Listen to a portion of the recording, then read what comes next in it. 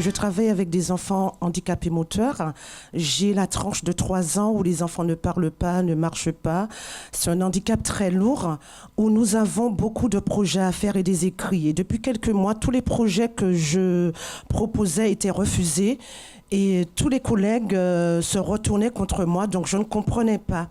Et depuis que j'ai entamé la chaîne de prière du lundi, j'ai repris les projets, un projet par un projet. Je refaisais les propositions et tous les projets ont été acceptés. Tous les collègues n'ont rien compris, ils m'ont demandé comment tu as fait. Tous les collègues qui ne me parlaient pas, maintenant ils passent par moi pour les aider à faire leurs projets, à faire des propositions. Ils sont même arrivés à dire, oui, Marie-France est avec la direction, Marie-France dit des choses contre nous. Je leur ai dit non, moi la seule personne à qui je mets ma confiance c'est en Dieu et je n'arrive pas dans l'entreprise si je n'offre pas à Dieu ma journée. Amen, grâce à Dieu. Merci. Je suis dans l'entreprise, ça fait 7 ans. Et je faisais les propos. Dans le travail, je donne mon tout. Je dis je fais plus que les autres. Je m'investis plus dans mon travail que les autres. Mais leur salaire était plus élevé que moi. Et on fait le même travail, on fait les mêmes choses. Et je me donne plus, je me plains pas et tout. Et je suis arrivée ici, j'ai fait les propos du lundi et j'ai fait aussi le propos de la différence. À chaque fois que je voulais demander l'augmentation, il y avait toujours une situation qui faisait que soit il faut changer, parce que je travaille dans un cabinet de radio, soit il faut changer de machine et tout. Après que vous avez participé, vous avez reçu une augmentation. Oui, j'ai reçu l'augmentation. Amen, grâce à Dieu. Dieu bénisse. Dernièrement, j'ai participé à la campagne d'Israël. J'ai voyagé pour le Cameroun, je suis partie acheter une maison là-bas. Et cette maison, ça datait, on m'avait proposé cette maison depuis le mois de mai. Alors, depuis le mois de mai, et il y avait d'abord quelqu'un qui voulait prendre, mais qu'il fallait donner cash. Et apparemment, il n'a pas pu donner cash. C'était 35 millions de francs CFA. Alors, il a donné 9 millions de francs avancés, et après, il a résisté. Et maintenant, ma petite sœur est partie visiter. C'était dans un quartier vraiment très chic, à Denver. Pour ceux qui connaissent Douala, Bonamoussadi, Denver. À côté de... Donc, je suis voisine avec Eto, Samuel Eto. Alors, ma petite sœur a visité, elle m'a proposé, on m'a envoyé les photos. Et j'ai vu, c'était justement le quartier que je veux. Et la maison, le duplex, c'était vraiment ce que je veux. Vous aviez besoin d'avoir cette maison. Oui. Il avait beaucoup de blocages, n'est-ce pas? Il y avait beaucoup de blocages. Vous avez participé de la campagne d'Israël. Oui, évêque. Et la maison est où? Et la maison, je suis arrivée, j'ai acheté la maison, cash 35 millions de francs CFA. La maison m'appartient, évêque. Amen, grâce à Dieu. Merci. Suite à un voyage au Bénin, du retour de ce voyage, c'est là que tout va basculer dans ma vie. Et je vais perdre ma petite situation, je vais perdre la maison, je vais perdre la femme. Et je vais me retrouver à l'hôpital pendant 3 mois. Après, ça en est suivi une longue rééducation de 14 mois. Et j'étais soigné, mais à la sortie de l'hôpital, j'ai perdu toute ma situation. Et c'est là que je me suis retrouvé dans la rue. Avant d'arriver au centre d'accueil, je vivais avec les clochards dans un centre d'hébergement. Et c'est de ce centre d'hébergement que j'ai survenu au centre d'accueil. Il a fait le premier miracle dans ma vie, c'est de me sortir du centre d'hébergement et m'a donné un appartement sans fille de paye. C'est le premier miracle. Amen. Et les autres miracles? Oui, les autres miracles maintenant, les études que je n'avais pas pu valider, même une seule valeur après 20 ans de vie en France, mais je les ai validés tous au CNAM après 5 ans au cours du soir. Et puis, après ça, la vie professionnelle va commencer par décoller. Aujourd'hui, évêque, il y a 5 à 8 personnes qui travaillent pour moi. Voilà, je travaille. Amen, grâce à Dieu. Bonjour à tous. La même chose qui s'est passée dans la vie de ces personnes qui ont rendu témoignage peut se passer dans la vie de tous ceux qui cherchent une solution au centre d'accueil. Ce sont déjà des dizaines ou centaines de millions de personnes qui ont déjà trouvé la solution. Si vous avez un problème, si vous êtes perdu, vous ne connaissez pas l'endroit, la porte que vous devez frapper, si vous ne connaissez pas la bonne direction, sachez que au centre d'accueil, beaucoup de personnes ont trouvé cette bonne direction. Nous allons maintenant connaître l'histoire de Medina. Regardez comment elle est arrivée au centre d'accueil, rempli de problèmes. Regardez. Alors, arrivée au centre d'accueil, je suis arrivée au centre d'accueil malade. Malade, pourquoi? Parce que déjà, j'étais anorexique. Je suis arrivée anorexique. On m'avait diagnostiqué anorexique boulimique. J'avais aussi des problèmes de santé. J'avais aussi des problèmes au cœur. J'avais aussi des problèmes mentaux, on va dire, puisqu'on m'a enfermée en hôpital psychiatrique parce que je voyais chez moi des ombres, du sang, je faisais souvent des crises, je parlais toute seule. Donc en fait, j'ai vu des médecins j'étais aussi suicidaire, donc j'ai vu des médecins qui ont diagnostiqué que mon cas, je ne pouvais pas rester chez moi, donc il fallait que je sois enfermée. Donc suite à ça, j'ai été en hôpital psychiatrique pendant près d'un mois, un mois et demi par là. Et durant mon séjour en hôpital psychiatrique, je ne pouvais pas voir mes parents, donc ça faisait que ça empirait aussi ma situation. Donc en fait, suite à ça, mes parents, ils m'ont sorti de l'hôpital. Ils ont cherché la solution en fait chez beaucoup de marabouts, des choses comme ça. On m'emmenait souvent pour voir ce qui n'allait pas. On me donnait des médicaments pour que je puisse me laver avec, pour que je puisse boire, etc. On faisait venir les marabouts même à la maison, mais mon cas s'est jamais en fait amélioré. Après, j'ai été arrivée aussi viciée parce que je fumais de l'herbe, je fumais beaucoup aussi la cigarette, je buvais aussi beaucoup. J'étais aussi dans le vice du sexe aussi, des garçons, enfin j'étais viciée dans beaucoup de choses. Je suis arrivée aussi très triste parce qu'à la maison, en fait, ça n'allait pas trop avec ma famille. Il y a un moment où je pense que cette blessure, elle est vraiment restée. Mon cas, il s'est empiré encore plus. C'est parce que aussi, j'étais pas bien dans ma tête. Parce que, voilà, étant petite aussi, j'avais j'étais en surpoids, on va dire. Il y avait souvent les moqueries des autres. À la maison, ça n'allait pas. Mes parents, des fois, c'était souvent des reproches. Donc, ce qui fait que je me sentais très mal à l'intérieur de moi. J'avais la haine contre mes parents, notamment contre mon père, parce que j'avais l'impression qu'il ne m'aimait pas. Et c'était comme ça. Avec mes frères et sœurs, il n'y avait pas d'entente. C'était la bagarre tout le temps, les insultes, les choses comme ça. Et ça fait que je me sentais mal à l'intérieur de moi. Donc, ce qui a fait que aussi j'ai commencé à me percer. Je me suis percée dans pas mal d'endroits, notamment les oreilles, la langue, le nez, le nombril. J'avais plein de piercings en fait. Et ça a commencé aussi, voilà, il y avait les mauvaises compagnies aussi qui ont beaucoup joué parce que j'étais plus souvent dehors qu'à la maison, on va dire, à un certain âge, surtout quand je suis rentrée au collège. Et voilà, ça a fait que mon cas, il s'est totalement dégradé. Voilà comment je suis arrivée au centre d'accueil. Medina était anorexique, boulimique, avait un problème du cœur. Elle avait aussi des problèmes mentaux. Elle était enfermée pendant un mois. Elle avait des vices, vivait dans la drogue. Et on l'a menée chez le marabout. Enfin, une vie complètement détruite. Quoi faire devant une situation comme ça? Qui pouvait aider cette personne? C'est comme ça qu'elle était perdue. Et peut-être vous dites, n'est pas bien le problème que j'ai, mais n'importe quel est le problème que vous avez, n'importe quelle est la situation, il y a toujours une solution. Et nous disons, nous-mêmes, nous avons connu une expérience, nous avons eu une expérience avec Dieu, et tous les de grands miracles qui se passent au centre d'accueil dans tout le monde. Regardez comment sa vie a changé après qu'elle a trouvé le centre d'accueil.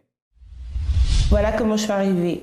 Alors, en fait, quand je suis arrivée, j'ai entendu parler des chaînes de prière, etc. Au début, c'est vrai que je ne prenais pas ça vraiment au sérieux, mais j'entendais des témoignages de plusieurs personnes et tout. Donc, en fait, j'ai commencé à faire déjà la prière de délivrance parce que, voilà, pour toutes ces choses que je voyais, etc., j'entendais. Donc, j'ai fait les chaînes de délivrance, je venais tous les vendredis. Et je cherchais vraiment en fait à ce que ces choses-là puissent changer. C'est vrai qu'au début, j'y croyais pas trop, mais j'ai fait quand même ces chaînes de prière. Et je voyais que petit à petit, en fait, ben, tout ce que je voyais, tout ce que j'entendais, ça commençait à partir. Je manifestais beaucoup, mais ça commençait à partir. Je voyais le vrai changement, en fait. Et j'ai fait aussi notamment la chaîne du prière du mardi, oui, pour la santé.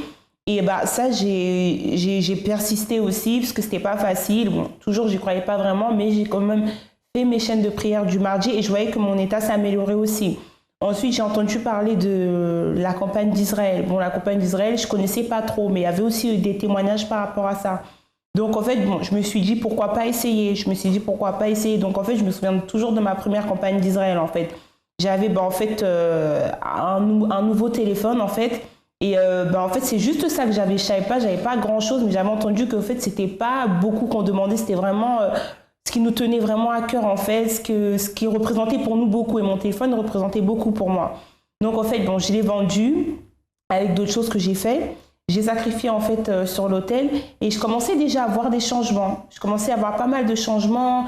Je me sentais mieux. En plus, j'avais fait la campagne d'Israël, justement, c'était pour ma délivrance aussi, parce que je voulais qu'en fait, ça aille plus vite, parce qu'on m'avait expliqué, en fait, que la campagne d'Israël, c'était, en fait, on va dire, la dose plus forte, parce que ça allait vraiment plus vite. Enfin, c'était vraiment, en fait, je sais même pas comment l'expliquer, mais c'était si on voulait une réponse immédiate, en fait, c'était la campagne d'Israël. Donc, je me suis lancée, parce que même moi, je souffrais de ça, j'étais fatiguée, donc je voulais vraiment que ça puisse changer cette situation. Donc, en fait, j'ai déposé... ça a été une lutte parce que ça n'a pas été facile, il y a eu beaucoup de choses qui se sont passées, mais j'ai réussi quand même à déposer mon sacrifice. Et durant cette campagne d'Israël, c'est là que j'ai vraiment, en fait, obtenu cette délivrance que j'attendais vraiment, en fait. Et ben, suite à ça, j'ai pas lâché, j'ai toujours participé, en fait, aux campagnes d'Israël pour différents domaines de ma vie. Et en fait, ça a toujours répondu, en fait. C'est vraiment, pour moi, ça a toujours été... Enfin, à chaque fois que j'entends parler de la campagne d'Israël, je suis toute contente, en fait, parce que je sais que voilà, c'est un moyen pour que les choses elles puissent avancer aussi. Donc voilà, la campagne d'Israël m'a beaucoup aidée.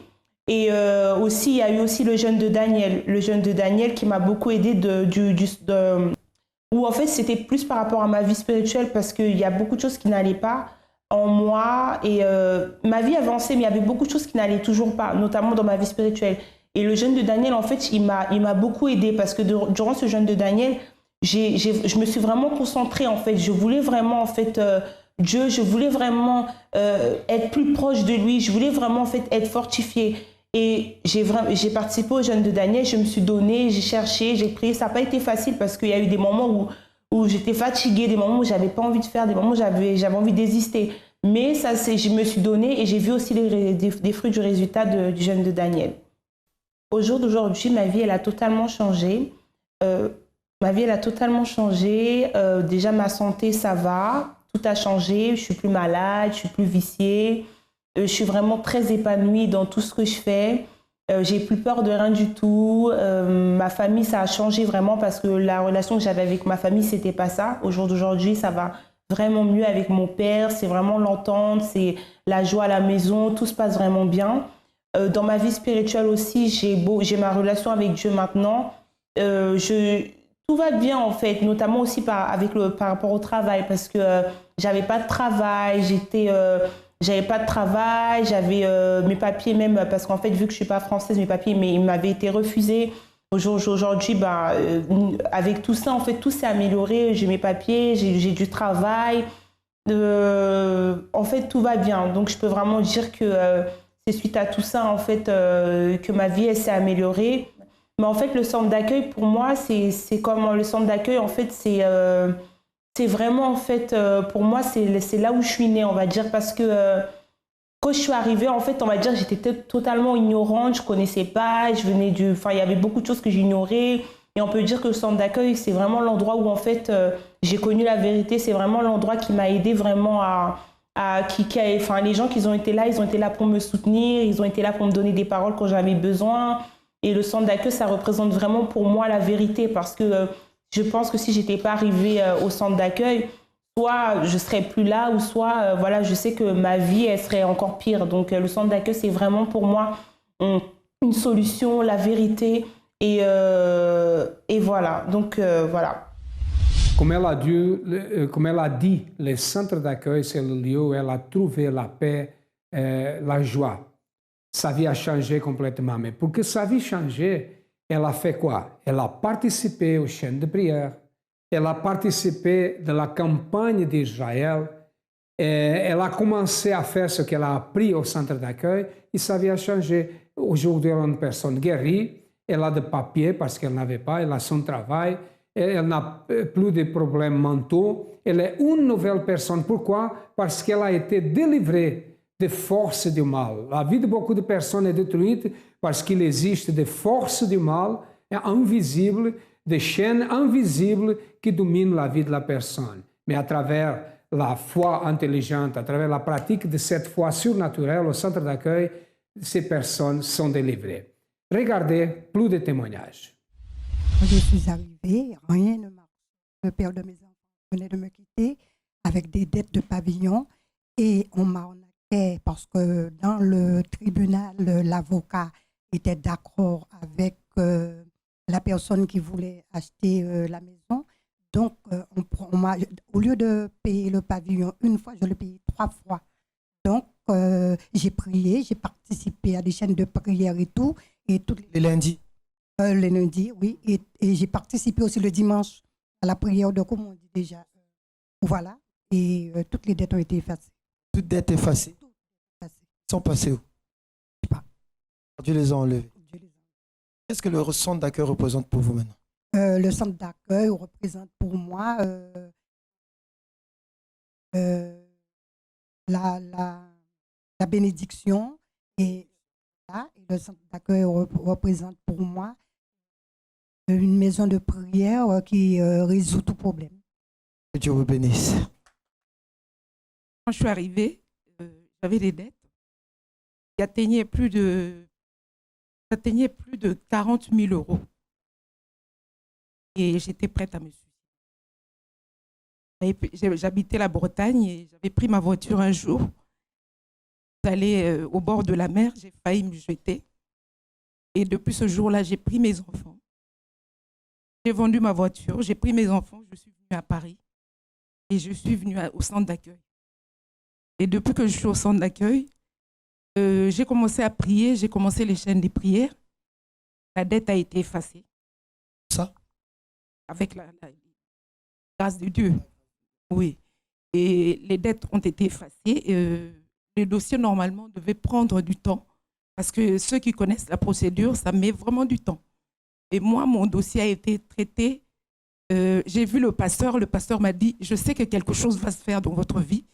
Je suis allée et une semaine après, j'avais reçu la réponse. Mes dettes ont été effacées. Les dettes? Toutes les dettes ont été effacées. Donc, ça m'a donné un bon souffle de vie. Donc, ça m'a permis d'espérer et de continuer, quoi. Et le deuxième problème que j'avais, c'était, comme je suis arrivée à Paris, j'étais hébergée. Après, je me suis dit, je dois trouver absolument un logement. J'ai eu un logement, c'était un 24 mètres carrés. J'ai 2 garçons. Je vivais dans un 24 mètres carrés avec mes 2 garçons. Petite chambre. Ouais, une petite chambre, en fait. Et Dieu a fait la grâce parce que j'ai suivi les chaînes de prière du samedi, qu'on appelle cas impossibles. Et sans fiche de paye, j'étais au chômage. Et Dieu a fait un miracle. J'ai eu mon logement au bout de 2 ans. C'est pas grand-chose, mais par rapport à ce que j'avais avant. C'est mieux que la chambre. Ouais, parce qu'aujourd'hui, mes enfants ont leur pièce, donc ils ont leur espace et voilà quoi. Dieu va faire encore beaucoup de choses. Qu'est-ce que le centre d'accueil représente pour vous? Pour moi, c'est le salut pour moi. Que Dieu vous bénisse. Je faisais un examen BTS. J'avais tout le temps mal à la tête. Tout le temps mal à la tête. Et le jour de l'examen, j'ai déposé, en plein examen, j'ai déposé mes stylos, tout. J'ai remis les documents. J'ai récupéré ma pièce d'identité. Je me suis dit, Seigneur, je laisse tout, même cet examen-là, mais je veux tout recommencer avec toi. Et 2 semaines après que ma tante, elle est revenue, j'habitais à l'époque avec ma tante, elle est revenue du marché avec le semeur. Elle a balancé sur la table. J'ai commencé à lire, j'ai vu des témoignages de campagne d'Israël. J'ai dit, ah bon, donc on peut aller en Israël et tout ça. Enfin, c'était une campagne, pour moi, c'était qu'il fallait voyager, aller en Israël. Donc j'ai cherché l'église la plus proche. C'était celle de Champigny. Et je suis arrivée, ils étaient en pleine campagne d'Israël. Et donc en même temps aussi, je voulais aussi partir de l'appartement familial, trouver un appartement à moi toute seule. Et j'ai participé à la campagne d'Israël. Le dimanche, j'ai déposé le sacrifice. Le mardi, on m'a appelé pour m'accorder un appartement. Et donc, une fois que j'ai eu cet appartement, je me suis encore relancée dans les propos. Je me suis retrouvée dans une situation financière et professionnelle très difficile. Et donc, moi, j'avais toujours... il y a un moment où j'ai eu le désir de travailler dans le secteur de la banque. Et donc, je n'avais aucune condition de travailler dedans. Et donc, j'ai fait une campagne d'Israël encore. On appelle ça la campagne des 7 montagnes. J'avais aussi des problèmes financiers, donc j'ai fait cette campagne. Un mois après, les portes se sont ouvertes. Je me suis retrouvée en train de travailler dans une banque. Et après ça, j'ai continué toujours à faire des propos, des chaînes de prière. Je faisais des vœux.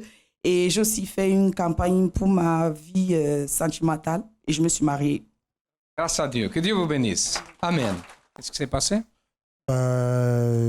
Depuis que je suis revenu en France, vu que je vivais plus en France, je cherchais du travail vu que j'avais mes études à côté et je passais mon bac. Donc j'avais pas réellement le temps de pouvoir travailler à temps plein, même à temps partiel, c'était compliqué. Donc je cherchais un travail qui allait me permettre de pouvoir faire mes études en même temps. Et je suis tombé sur un travail où j'allais avoir un contrat de vendeur à domicile indépendant. Et au départ, quand j'ai commencé, ça s'est pas très bien passé parce que je suis resté là pendant près de 2 ans sans travailler. 2 ans? Ouais. Et il n'y a pas très longtemps. Entre-temps, moi, au départ, j'avais commencé justement à inviter des personnes aussi à découvrir déjà l'entreprise, tout ça, puisque c'est de la vente à domicile indépendante. Et dans ces personnes-là, il y a une personne à qui j'ai proposé l'entreprise qui voulait commencer. Et ensuite, après, moi, je lui ai dit non, en fait, ne va pas là-bas, c'est bizarre là-bas. Donc, il n'y a pas très longtemps, cette personne, elle est revenue vers moi. Elle m'a proposé du travail, que ce soit à temps plein ou à temps partiel, et je pouvais gagner de 300 à 1500 euros. Et je lui ai demandé qu'est-ce que c'était. Elle ne voulait pas trop me dire. Elle m'a dit de venir à une réunion. Je suis venu. Et c'est là maintenant qu'on m'a proposé, on m'a parlé de l'entreprise et je connaissais déjà. Donc au départ, j'étais assez sceptique. Mais après, je me suis rendu compte que la vente à domicile indépendante, c'était quelque chose de légal. C'était quelque chose qui me permettait de pouvoir avoir du temps pour moi-même et de pouvoir vraiment évoluer dans ma vie professionnelle, sachant que j'ai passé un bac de comptabilité et de marketing. Ça veut dire qu'aujourd'hui, vous avez le travail? Voilà. Et la semaine dernière, j'ai eu ma première prime et là, je suis en train de continuer d'aller de l'avant pour les prochaines. C'est ça que vous avez demandé à Dieu? Oui, à côté de ce que je fais aussi au niveau du football. Football? Oui. Vous demandez à Dieu d'être footballeur, c'est ça, d'avoir... Oui. Vous avez déjà... Là, je joue dans un club, oui. Amen. Grâce à Dieu. OK. Nous sommes en pleine campagne d'Israël. La campagne d'Israël, qui est réalisée 2 ou 3 fois par an, a déjà transformé de mendiants en des personnes riches, a déjà guéri de personnes qui avaient un problème, un cancer, le sida, a déjà changé beaucoup de familles, a déjà réalisé beaucoup de miracles. Parce que la campagne d'Israël, c'est un moment haut de la foi. Et cette fois, la campagne d'Israël, elle sera... Les demandes de prière seront amenées au temple de Salomon, mis sur l'autel du temple de Salomon. Avez-vous des problèmes? Votre vie ne marche pas? Regardez ça. Sam, comment était votre vie avant que s'accomplisse la prophétie? Et quels étaient les ennemis qui étaient dans votre vie? Il y en avait beaucoup. En vérité, ma vie était complètement détruite par les drogues, par le manque de connaissance de Dieu, de sa parole, de la prophétie de Dieu. Alors, j'étais dans le monde des drogues très tôt, profondément, au point d'être interné dans 3 centres de désintoxication. Je vivais dans la rue comme un sans-abri, un mendiant, oui, comme un sans-abri, demandant une chose et d'autre, dépendant de l'aide des personnes. C'est ainsi que je vivais. Je suis allé dans 3 centres de désintoxication parce que ma famille m'avait interné. Vous voliez des choses dans la maison, des choses pour vendre et obtenir de la drogue. Oui, je volais dans les maisons pour alimenter mon vice. Comment êtes-vous arrivé à l'église? Est-ce que quelqu'un vous a amené? Comment est-ce que vous êtes arrivé? En vérité, personne ne m'a invité.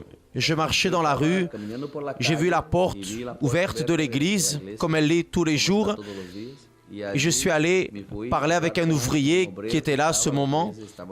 La campagne d'Israël, pour moi, c'est la grande opportunité que Dieu nous donne à nous tous d'opérer un changement complet dans notre vie. Alors, dans ma première campagne d'Israël, je l'ai faite avec une moto. J'avais une moto et je l'ai vendue. J'ai mis mon sacrifice sur l'autel, environ $500, pas plus. C'était mon premier sacrifice il y a 13 ans. Et votre plus grand sacrifice? Plus ou moins $150 000. Ça a été facile? Non. Ça a été très difficile. C'était une lutte. Mais je crois toujours que l'autel est le secret pour obtenir de grandes victoires dans la vie. J'ai demandé au début quels étaient vos ennemis. Maintenant, je veux savoir quelles sont vos conquêtes. La première conquête était la délivrance et une famille bénie, une épouse, des enfants. Et j'ai de nombreuses conquêtes matérielles également, en plus de mes entreprises. Venez voir quelques-unes, allons-y. Donc il y a beaucoup de conquêtes. Nous avons des entreprises, nous avons une vie confortable. Cette maison ici a tout le confort. Elle vaut plus ou moins $2 millions. Des voitures, Ferrari, Lamborghini, des Mercedes. J'ai acheté une Mercedes pour mon épouse, pour la famille. Nous avons des entreprises, nous avons des compagnies immobilières, des compagnies de transport. Et Dieu nous a beaucoup bénis. Aujourd'hui, mon entreprise, la plus petite, elle produit environ $2500 par jour. Et l'une des plus grandes, plus de $20 000 par jour. Toutes ces conquêtes viennent de l'autel de Dieu.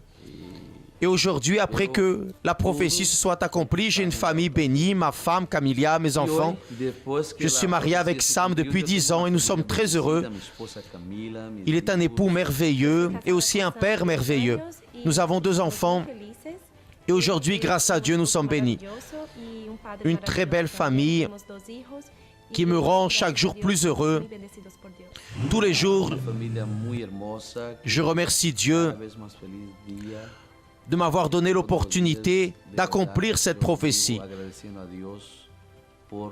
Et je suis toujours béni parce que je crois dans la prophétie de Dieu. Le secret, c'est de croire, agir la foi sur l'autel, avoir la vie sur l'autel. Ça, c'est le secret. Aujourd'hui, je suis heureux et très heureux.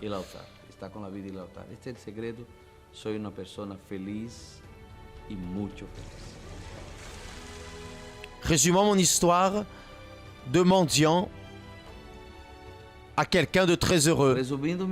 Très heureux. De mendigo a inversionista feliz e muito feliz.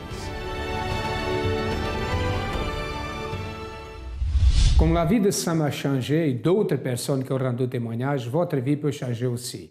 Nous sommes là pour vous aider. Nous sommes situés au 254 de la rue du Faubourg Saint-Martin, au 10e arrondissement à Paris. Comme vous avez vu déjà, il a beaucoup d'adresses. Nous avons d'autres centres d'accueil dans toute la France. Nous avons aussi un numéro de téléphone. Appelez-nous si vous avez besoin d'une direction, d'une aide. Cherchez le centre d'accueil le plus proche et certainement votre vie changera à travers de la pratique d'une foi intelligente. À demain et que Dieu vous bénisse à tous abondamment.